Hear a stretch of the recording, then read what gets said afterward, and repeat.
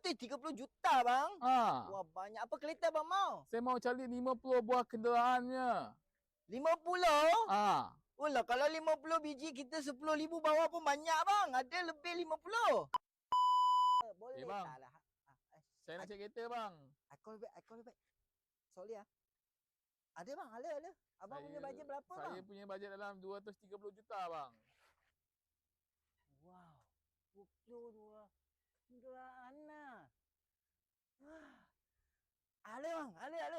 Jom saya tunjuk bang. Okey. Ya, ini bang. 10,000 bawah bang. Bang, 2,900. 3,900. 8,000 bang. 5,000 bang. 4,000 bang.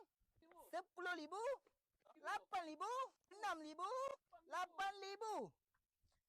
10,000. 6,000. 5,000 ringgit. 5,000 juga. 3,000. Rumah. 8,000 ringgit bang.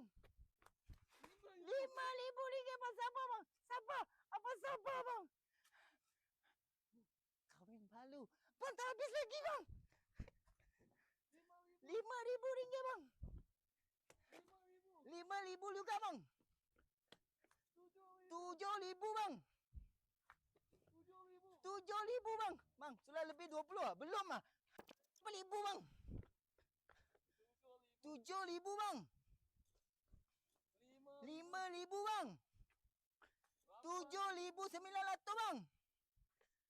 8,000 juga bang. 8,000 bang. Ini semua kereta lama-lama lah bang. Mau cari baru-baru sikit. Mau bagi orang punya. Lama lah bang. Ha. Okey lah bang. Kereta ada Tak apa. Saya punya harga kasih up sikit. You cari kereta baru-baru sikit. berapa bang?